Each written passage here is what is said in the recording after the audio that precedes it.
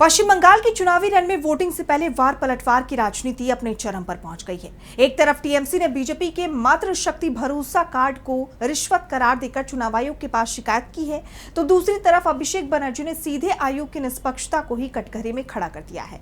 तो कैसे राज्य में वोटिंग से पहले टीएमसी के निशाने पर आई बीजेपी, जानेंगे इस रिपोर्ट में। पश्चिम बंगाल विधानसभा चुनाव के अंतिम चरणों से पहले राज्य का सियासी पारा चरम पर पहुंच गया है।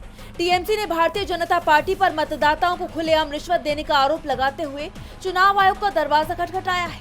वहीं अभिषेक बनर्जी ने आयोग की निष्पक्षता के दावों पर गंभीर सवाल खड़े कर दिए हैं। टीएमसी ने चुनाव आयोग और बंगाल के मुख्य निर्वाचन अधिकारी को पत्र लिखकर बीजेपी की मात्र शक्ति भरोसा कार्ड योजना पर तत्काल रोक लगाने की मांग की है। पार्टी का आरोप है कि शुभेंदु अधिकारी और स्मृति ईरानी जैसे दिग्गज नेता महिलाओं को वित्तीय सहायता का लालच देकर फॉर्म भरवा रही हैं। टीएमसी के मुताबिक ये कदम लोक प्रतिनिधित्व अधिनियम 1951 की धारा 123 और भारतीय न्याय संहिता यानी बीएनएस की विभिन्न धाराओं के तहत चुनावी भ्रष्टाचार की श्रेणी में आता है। पार्टी ने कड़े शब्दों में कहा, बीजेपी बंगाल की महिलाओं को खरीद नहीं सकती। उनके पास पहले से लक्ष्मी भंडार जैसी योजना है। उन्हें बीजेपी की रिश्वत की जरूरत नहीं है। दूसरी तरफ पार्टी महासचिव अभिषेक बनर्जी ने एक बेहद आक्रामक बयान जारी कर केंद्रीय बलों की तैनाती और चुनाव आयोग की भूमिका पर प्रहार किया है।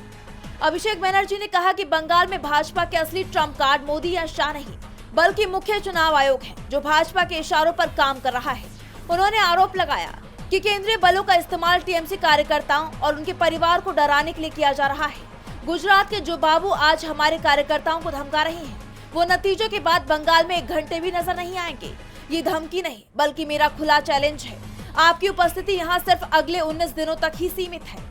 23 और 29 अप्रैल को होने वाले चुनाव से पहले टीएमसी के इन हमलों ने बीजेपी और चुनाव आयोग की मुश्किलें बढ़ा दी हैं। DB लाइव पश्चिम बंगाल की रिपोर्ट।